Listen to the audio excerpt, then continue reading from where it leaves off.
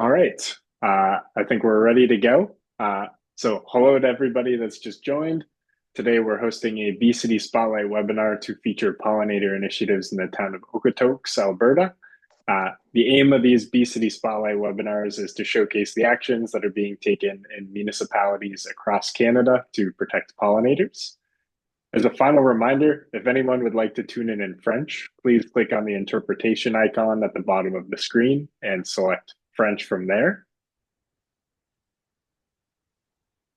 Donc, je vous rappelle que si vous souhaitez écouter ce webinaire en français, il suffit de cliquer sur l'icône d'interprétation en bas de l'écran et sélectionner le français.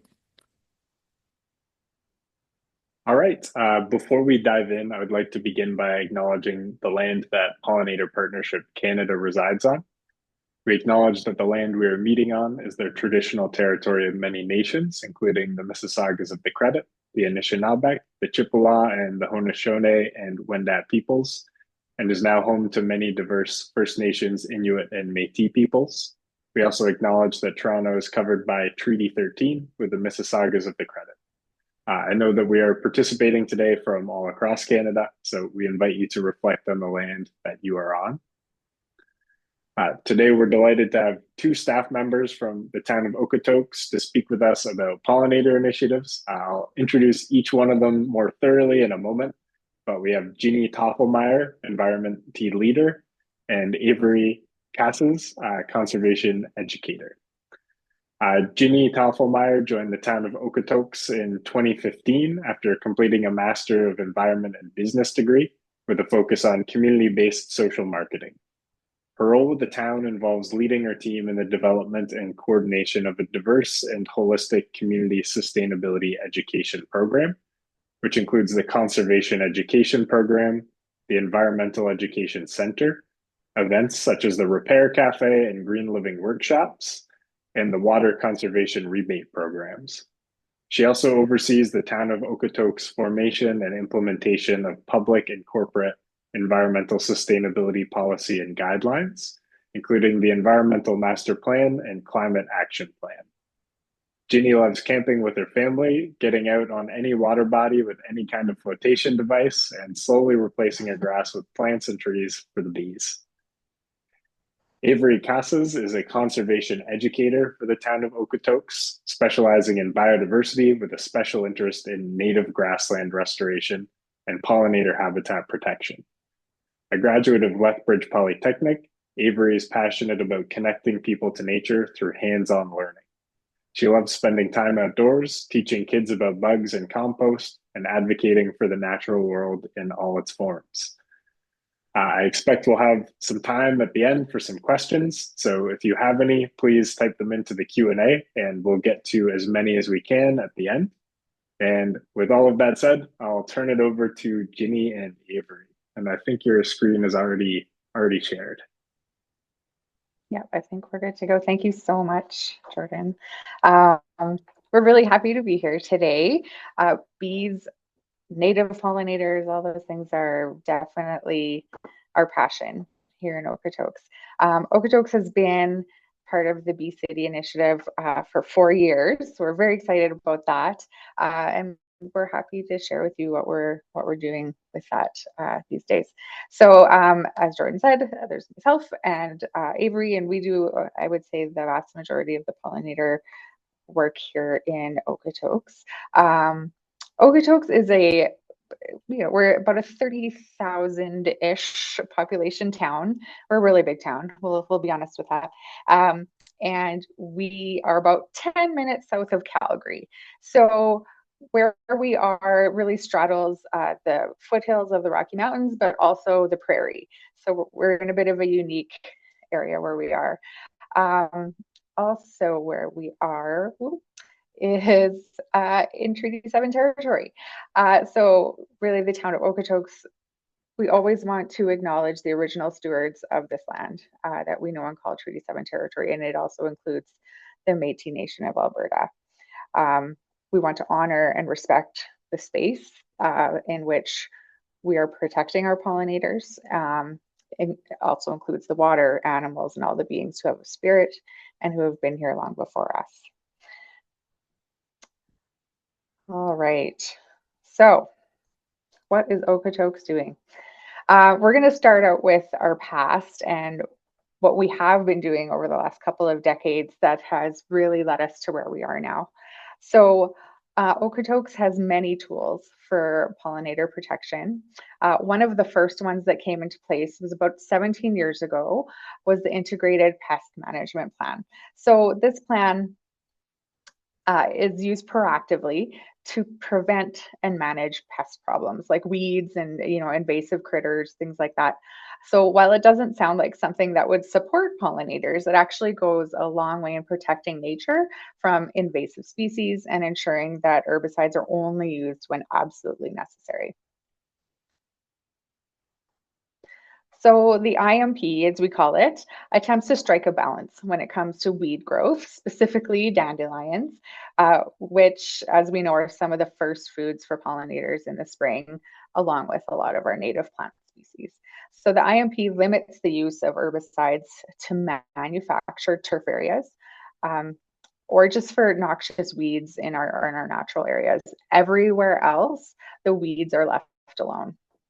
So our parks team is pretty innovative when it comes to getting rid of unwanted weeds without also getting rid of pollinators and other critters. So other methods that they have been testing out and now are part of their everyday during the summer include torching, steaming, hand pulling, and using preventative measures like top dressing and aerating. So we are very fortunate here in Okotoks. We are situated in the Sheep River Valley. It's so beautiful. The Sheep River is a small little river that flows out of the Rocky Mountains. So we are surrounded by prairie, most of which is cultivated or is ranch land. There are over 325 hectares of naturalized areas in Okotoks, most of which is adjacent to the river, or it's along our escarpment. So these areas are not manicured and they're just left to grow. The river valley and other natural spaces then are filled with native species of trees and shrubs and flowers, and these feed the native pollinators when they need it throughout the season. So something that we're pretty proud of here in Okotoks is our wonderful pollinator garden demonstration sites. We have 3 of these now. The one that's showcased here in the photo is our most recent one from 2 years ago. We got a whole bunch of native plant plugs from our local native plant dealer, and we planted them in one of our naturalized areas around a really beautiful log. So it's kind of a little pollinator happy place. And other ones that we have are, so this one's more tucked away, but the other ones that we have are right along a path system. And one of them even has some signage around it that talks about ones air escaping and also pollinators.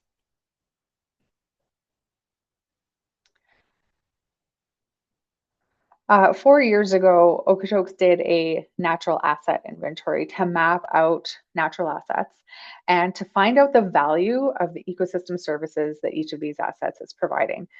It turns out it's not a small amount. So Okotoks natural assets provide over $84 million in ecosystem services to the town. Pollinator habitat itself made up $251,000 in value. So this inventory is really helping us to ensure that priority areas and ecosystems are retained during development. So we're really trying to implement a systems approach with our colleagues in engineering and in planning, and also with our developers. We don't want to see these natural spaces just get developed over. We want to see really important ones that are providing a lot of ecosystem service value, remain in the built landscape. So as Jordan mentioned before, one of the programs that I get to oversee is the Water Conservation Rebate Program. It's such a fun program to run every summer. I love it. We're always trying to have the most innovative or up-to-date, I guess, items to include in the rebate program so that our residents are always able to conserve water the best they can. One of those innovations, I can't believe it's 7 years ago already, it feels like yesterday, but it included plants. So we thought, okay, how can people save water, but also, enhance the biodiversity in their yards? Because right now it's just grass, it's a monoculture, so boring, right? So we thought, how can we encourage people to put more native plants and flowering plants in their yards, and also use that as an education tool so that they understand why it's important. So the plants that are included are usually, well, they've always been drought tolerant perennials and shrubs and trees. We're in a very dry region here. So half the trees on our plant list, they flower in the springtime, providing food for our pollinators. Something else that we provide a rebate for recently is also clover. Not many people know that clover used to be part of standard grass mixes because clover fixes nitrogen to the root of the grass plant and makes it so it doesn't need any fertilizer, which is awesome, right? So we're trying to get back to that in Okotoks. We're encouraging people to throw some clover onto their lawn, and it flowers. And then we've got some nice food for pollinators as well. Additionally, we have a really cool program for replacing grass with a xeriscape. So a requirement of this program is that 40% of the landscaped area has to be plants. And we're not looking at when they're babies, but when they're at their full size. So by the time the xeriscape is actually established, it provides food and habitat, for pollinators and lots of other critters as well. So we're trying to really increase the biodiversity in our built landscape as much as we can. Now, something else that we learned in the last decade is so much about our native bee species. And I've seen that journey with Bee City Canada as well. It's been fun to learn alongside them and from our local experts. So urban beekeeping has been on the rise for well over a decade. Many municipalities have provided, best practice on backyard beekeeping, but Okotoks has held fast to just outright banning it. It's never been allowed. I think it was never allowed kind of as not really kind of an accident before. People just didn't want honeybees in their backyard so that people didn't get stung. But we've kept that law in place now for different reasons. So the bylaw that includes our no beekeeping is our responsible pet bylaw. Weirdly enough, it has a definition for certain livestock animals that can't be kept in town, and one of these livestock animals are honeybees. So after getting some education and advice from members of the Alberta Native Bee Council about 7 or 8 years ago, Okotoks decided to continue with our practice of not allowing beekeeping. And instead, we focus public education on supporting our native bee populations. So one of the things that we learned from our favorite local native bee guru is that honeybees are like fuzzy little cows. They are livestock and they are managed as such. And I always tell people, I love honey. I put honey in everything. But ag practices like beekeeping need to be kept in agricultural areas. So that's all the fun policy stuff. I'm going to send you over to Avery now, and she's going to talk about more of the fun things. Okay. Hello, everybody. As Jinny said, my name is Avery, and as mentioned earlier, I'm a conservation educator for the town of Okotoks, which I think is the most fun job here. I get to teach kids and adults about things like compost, water treatment, and pollinators. So I'm going to go through some of the community programs and events that the town of Okotoks has to promote pollinator stewardship as part of our commitment as the bee city.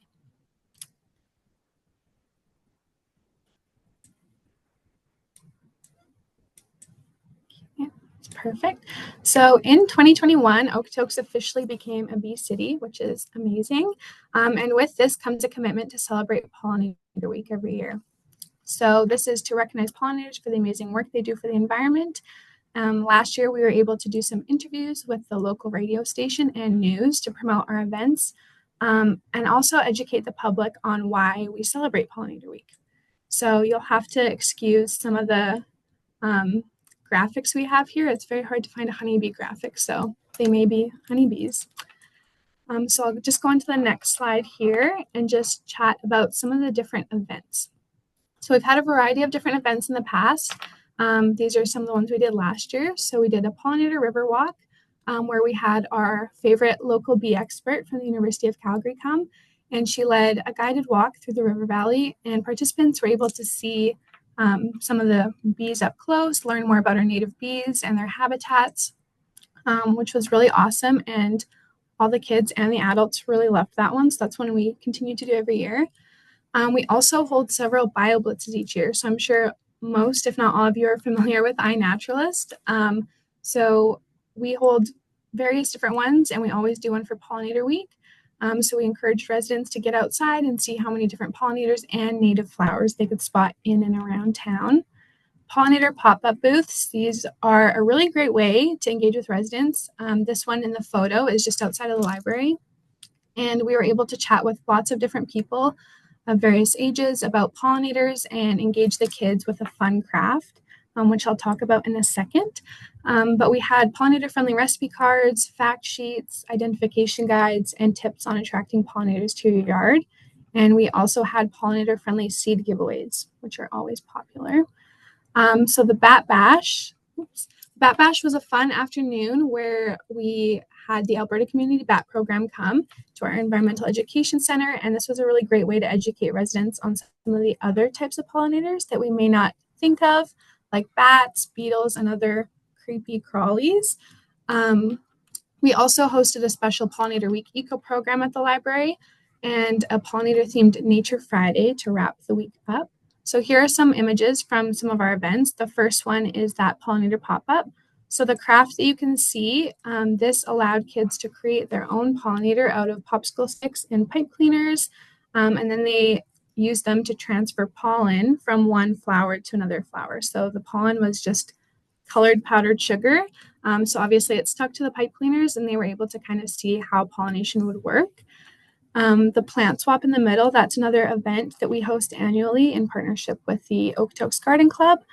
So this is a great way for people to trade and sell their plants amongst community members, and just encourage them to kind of grow their own food forest in their backyard and make some habitat for our pollinators. The third photo, that is a photo of one of our bee boxes that we checked on during our Pollinator River Walk. So each spring we place 9 of these boxes throughout the river valley. They're real hidden, so it's quite an adventure to put them out and then to find them again, but we collect them in the late autumn and see if we've had any bees living in them. So our next slide is just some different photos of the Bat Bash. So we actually have 9 super cool bat species here in Alberta, and although they might not be the best pollinators, bats around the world do play a really important part in pollination. So we wanted to emphasize that and teach people about that. So we were joined by the Alberta Community Bat Program, which is an amazing project developed in collaboration with the Alberta Bat Action Team, Alberta Environment and Parks, and numerous staff and volunteers. So this was a really fun day. The kids loved making their own little flappy bat craft and seeing some bugs and bat species up close. So our next slide, this was from our Pollinator Bio Blitz. So our Bio Blitz this year was a success. We had about 371 observations and 118 different species of pollinators and native flowers throughout the week. So these are some amazing photos that local naturalists have submitted. So I'm sure some of you can ID them better than I can, but you're also welcome to check out our iNaturalist page for more of these photos.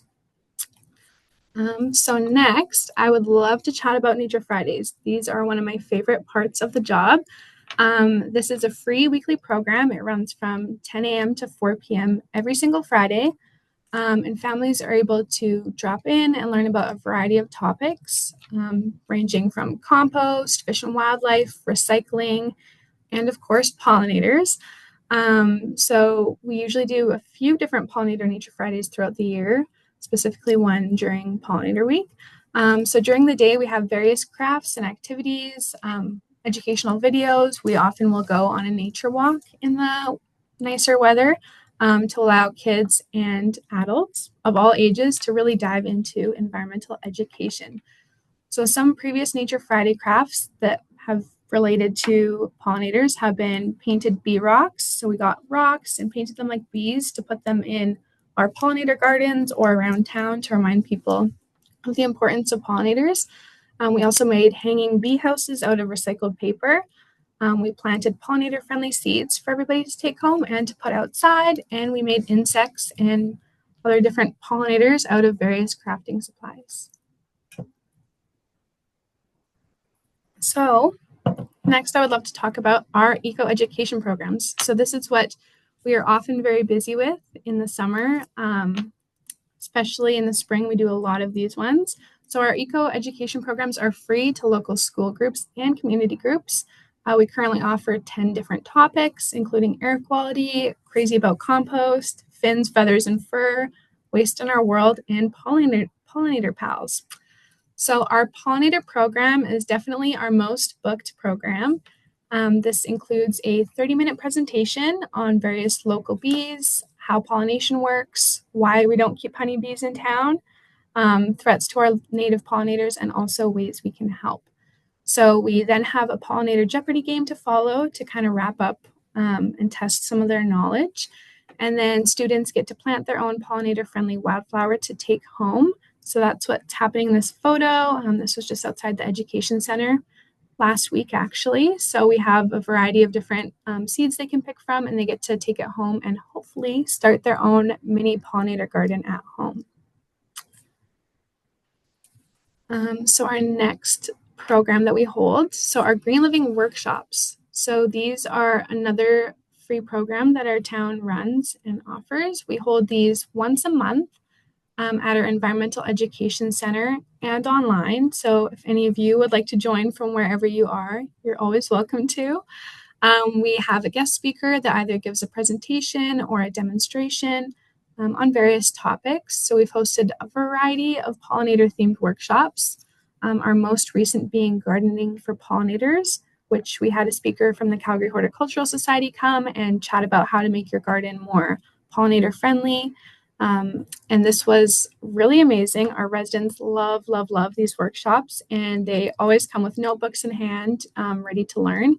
And it usually ends up going a lot longer than we planned because everyone just has such amazing questions and discussions afterwards.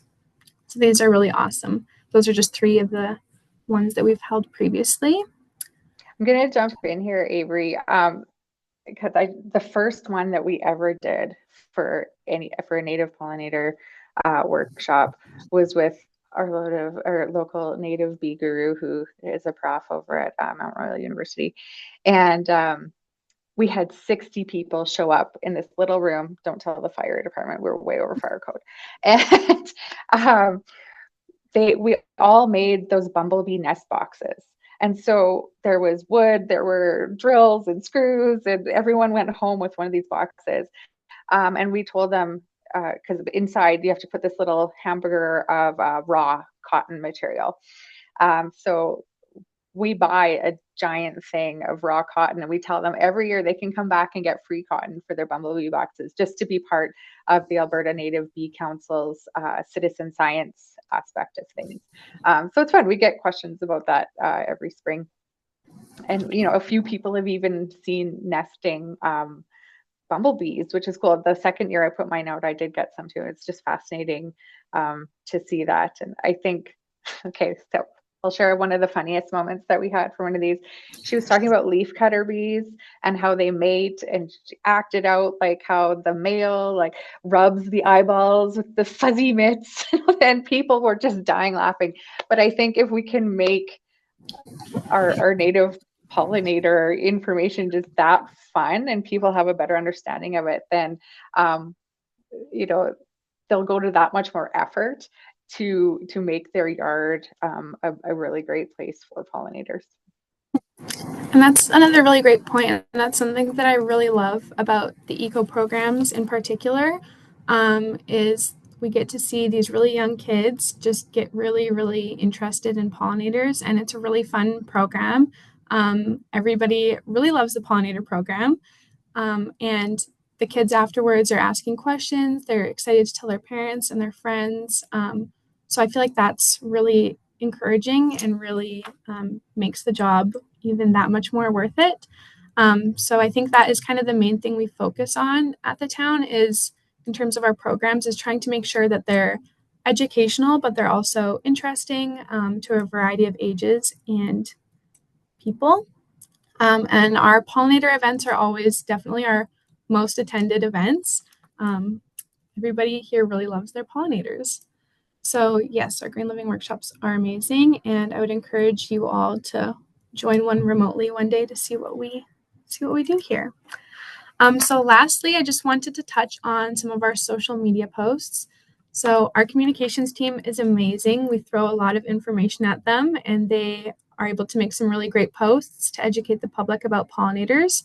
So one of our main ones is the one in the top left corner. So that one is our Leave the Leaves. So we usually do a post or two about that every year, encouraging people to leave their leaves to protect, to make some habitat for pollinators and other overwintering insects.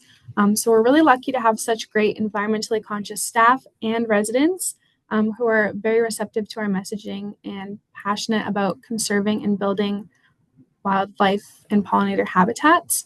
And that's something that I've really appreciated with my time at the town, and just my time living in Okotoks, is how our community really works together for a lot of these initiatives that we do, and it's not hard to get them involved. And I feel like we've done a lot of things that Jinny had talked about earlier to make sure it's really easy for people to get involved.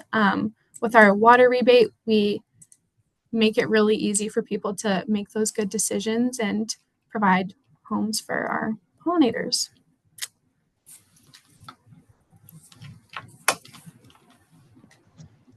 All right, so that's us. There's another lovely graphic of a bumblebee, or not a bumblebee, of a honeybee, because we couldn't find one of a bumblebee. That's okay. People will catch up after a while. Yeah, Jordan, are there any questions out there from people? Yeah, that was great. Thanks so much for the presentation. Really great to see so many initiatives in Okotoks, and I love what you were saying about just trying to make learning about pollinators fun and the impact that that can have with the bee boxes. It's all awesome stuff. So we do have some time for questions, and I see we've got one question in the Q&A. So if anybody has other questions, feel free to type them in there or in the chat. But the one question I see right now is, where can you purchase raw cotton? Oh, that's a good question. Amazon? That's where we got it from. We got a big bag. I think it was 5 pounds or something, and it's really stuffed in there for I think $90. So it's going to last us for years. But that was the only place we could really find it for an okay price. And yeah, that's often the case. Yeah. Thanks for answering, though. That's great. Nice to have such a large bag that'll last. I see we're getting a couple more questions.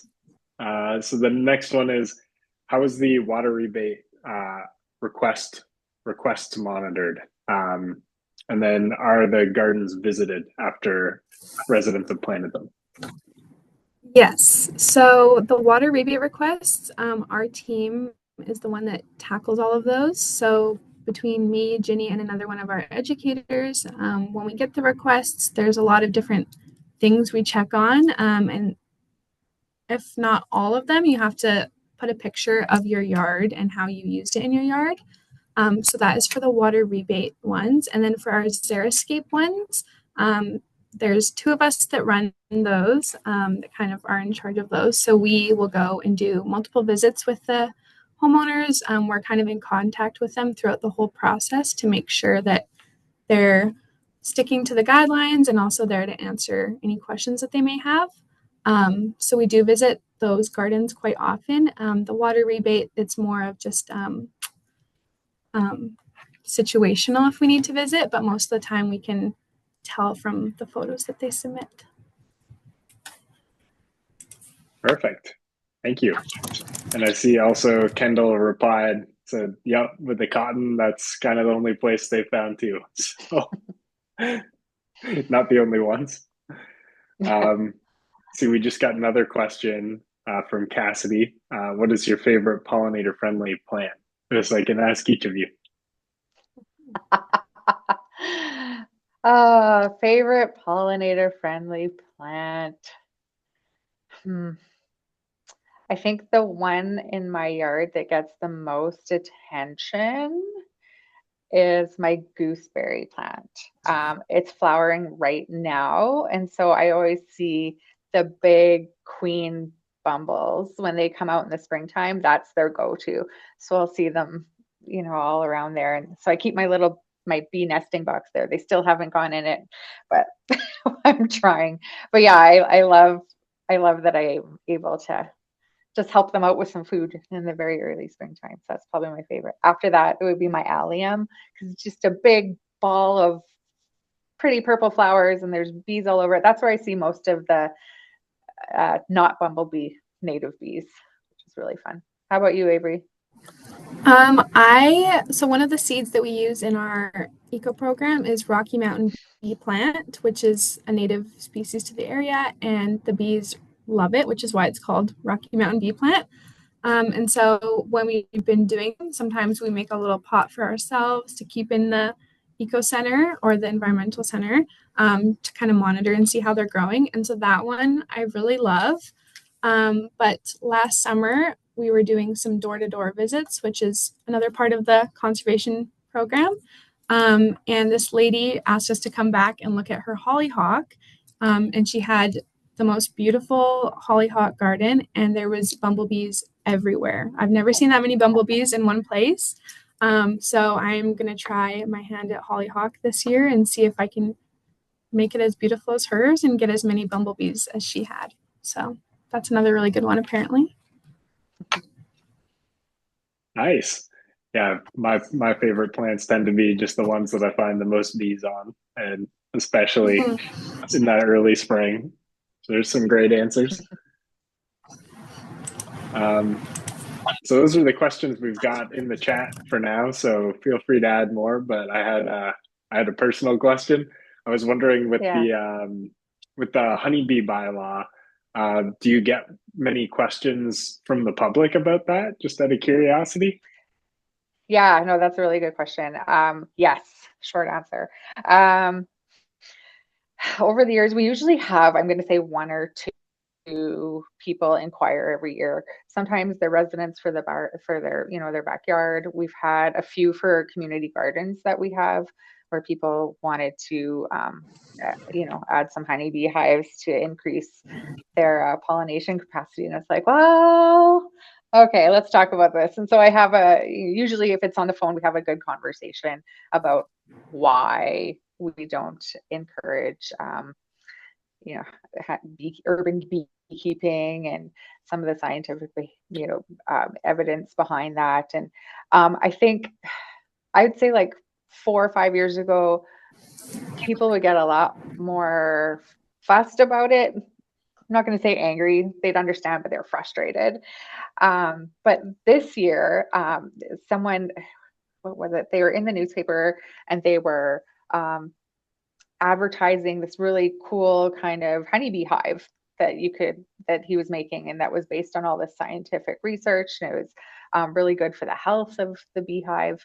And so I just called him. I'm like, hey, so where are you encouraging people to put these? And he was actually very, very in the know about everything regarding native bees. And I was very impressed. He's like, oh no, I completely understand that, you know, honeybees will take food sources from native bees. And so we're only telling people that they can only put them, you know, in cultivated spaces where they're farming. And so I'm impressed at the level of education people are taking upon themselves to learn. It's really good. And I'm sure we still have, I'm pretty sure we have a couple of urban beehives in town. Don't know where they are. don't want to know. But for the most part, I think our residents have been really cool with understanding the whole thing about native bees. We actually went out and did one of those kind of Jimmy Kimmel style polling videos a couple years ago, and we asked people about native bees and how many are there, and they had no clue. You know, they're like, do we have 2 native bees in Alberta? And they were surprised that there's over 330 different species of native bee here. So that was actually another fun campaign, and I think we're going to try doing something like that again in the next year as well, just to educate our people. But yeah. That's really cool. Thanks for sharing about that. It's great to hear that people are generally pretty understanding, and just having that bylaw in place is such a good springboard just for that education. And I love that you did the Jimmy style interviewing. I know I read a study about just surveying people about what they thought about bees, and I think on average, people thought there were 50 species in the world. So it is pretty wild when people learn how many species there are, and that's just in one area of the world.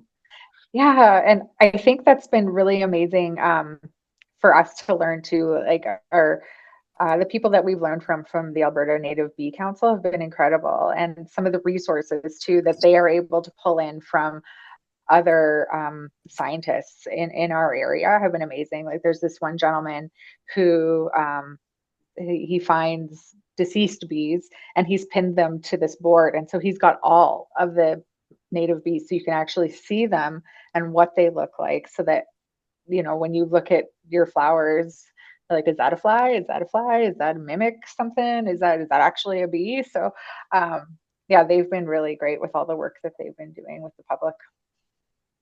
That's great. Yeah, it can be pretty sneaky between flies and wasps and bees. So that's a really good tool. Yeah.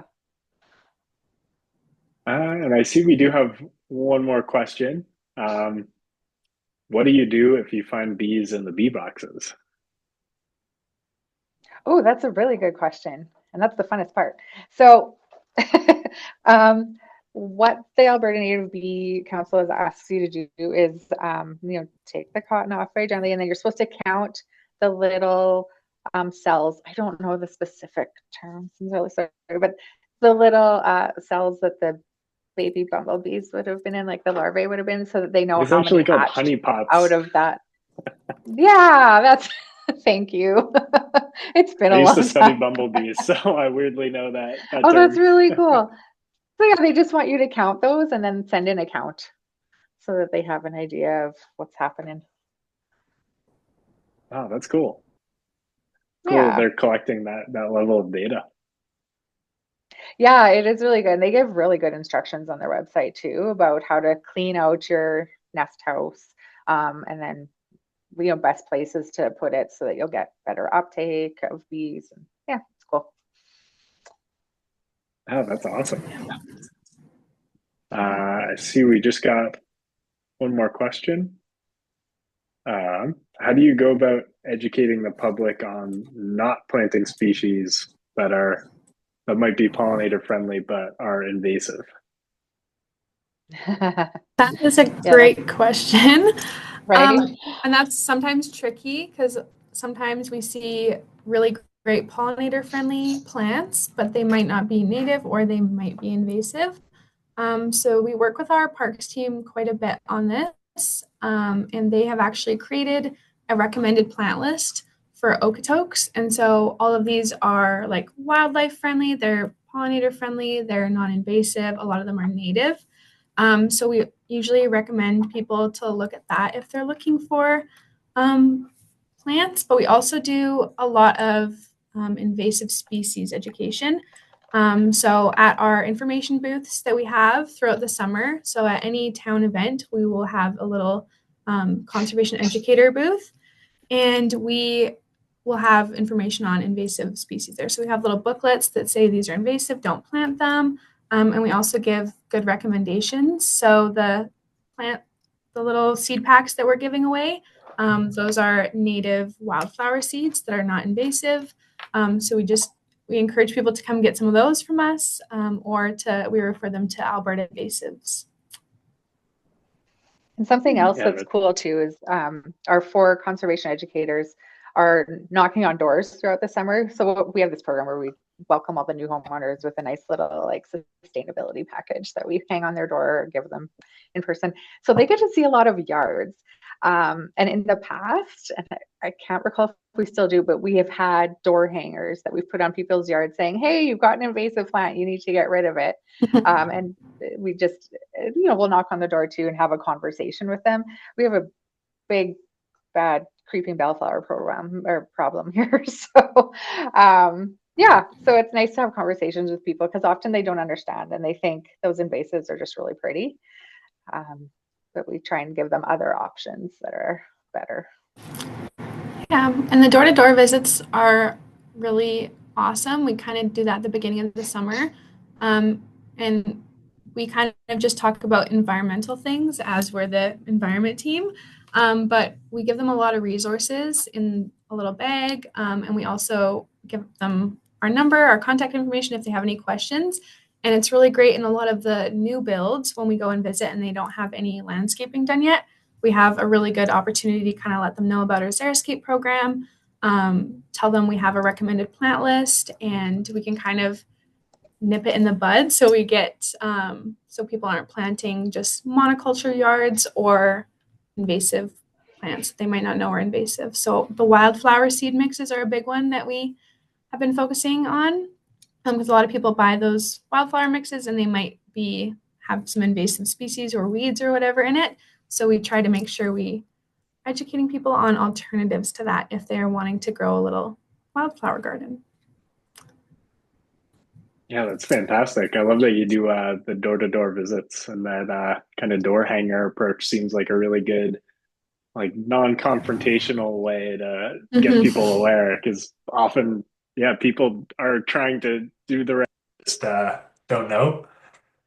Oh, I think my my AirPods just died. Can you still hear me? Yeah, we can still hear you. It's all good. Okay, great. Sometimes I need to do a transition and it goes mute. So that's good. Yeah, but that's wonderful to hear, and also that you've got a municipal native plant list and are also giving away seed. That really that's a lot of the barriers often is people might find a list, but it's not necessarily local. And then it can also be pretty hard to find the native plants sometimes if you got to go to a nursery. So just that you're giving away native seed that's local is fantastic. Yeah, and I'll say too, we've partnered with our local garden club. So for years, so the Okotoks Garden Club is pretty good at being proactive about those things as well. They have learning sessions all throughout the winter. And so they've done a few sessions on native pollinators and gardening for pollinators. And they've brought in some really good resources and they reach a lot of people. So having community partnerships in order to get the word out about pollinator protection has been really key for us. That's fantastic. And kind of generally speaking with Bee City, I find a lot of the Bee cities that find a lot of success are the ones with really motivated municipal staff, and then also a lot of community support and groups that are collaborating, and yeah, it's a lot of success in that way. Yeah. So no more questions in the chat, but I did have one other. And if I know you mentioned you did find some bees in a bee box. Have you had some other residents find bees in the bee boxes? That's a good. Have you, Avery? I don't think I've had any. But again, they report to the ANBC, not to us. So, have you heard of any at all? I haven't. We do have one bee box that we've been holding on to especially for our eco programs for the kids to kind of see what it would look like if there was bees in there. So we do have one that we're saving for a bit, but yeah, I think since they just send the information directly to the Alberta Bee Place, we do not really get any of that data, which would be really cool if we did. a lot of people just like to tell us if they've seen bees. So anytime we do door to door and we're kind of chatting about it, they'll be like, oh, you should come see my garden and you should come see all the bees that I have. So we do have a lot of bee fans in town, and they are more than happy to just chat with us about it. So we might not have the exact data, but we have a lot of good feedback. Yeah, that's great. Great to hear there's a lot of enthusiasm. Makes me want to reach out to the Alberta Native Bee Council and see what some of their data is on that. Because yeah, the bee boxes are really interesting. Yeah, they've been doing some really cool work. They have great people working for them, really smart, doing lots of research. That's awesome. Yeah, I know with the bumblebee boxes in particular, it can be pretty tough. And then there's the cavity nesting bees and with some of the piping. And I know there was some really interesting research out of Toronto just showing what actually shows up in those. And you get some native bees, some non-native bees, you get some wasps, some spiders. It's kind of all over the place. And Yeah, yeah, I've gotten a lot of spiders in my bumblebee boxes. Yes. And some mice as well. It's been really Mm. good. But our expert, she'll tell us like that she's had boxes with bumblebees and wasps, and they'll just cohabitate, and it's not a big deal for them. So that's something that's kind of cool. Wow, that's really Yeah. Mhm. That's another thing that we really try to emphasize in our eco program is that, and in our pollinator education in general, is that everyone really likes bumblebees. They love butterflies. They like ladybugs, but some of the other pollinators may not be super popular, like wasps and flies even. So we really do try and kind of take a approach where we're teaching the kids, especially because then they can hopefully influence their parents and their family that all insects are good and they matter just as much as other insects and they all play a role in the ecosystem. Because that is something that I do find is sometimes lacking in pollinator education is focusing on some of the little guys and the ones that are maybe not as cute. So wasps are one that we really like to chat about because they're also great pollinators, but they don't have as good of a rep as the bumblebees do. Totally. Yeah, not often enough love for the flies and the wasps. And yeah, when we talk about wasps, we can always talk about just how they're predators of a lot of the pest insects in agriculture, and that can sometimes sway people. And yeah, so many flies just like look really cool. Some of the bee flies that look like really fuzzy, like a bumblebee. Some of those are just really cool, especially if you've got a collection that you can show people side to side. It's lots of That's arguments cool. for flies too. Yes. So I think that's all the questions we've got, and I see we're already 10 minutes too. So I think that's pretty good. Thanks for the presentation. It was really great to hear about all the initiatives that are happening in Okotoks. It's a lot of really great work. Thanks to all the participants today for joining to learn about all of this work. The webinar was recorded. So we've got it recorded in English. We've got it recorded in French. We'll have both of these versions up on our YouTube probably next week, and we'll send a follow-up email with the link to that. And with that concludes today's webinar. Thanks again, Jinny and Avery, for presenting. I hope that everybody has a great rest of your day and stay tuned for upcoming Bee City webinars. Thanks, Jordan. Thank you for having us. Thank you.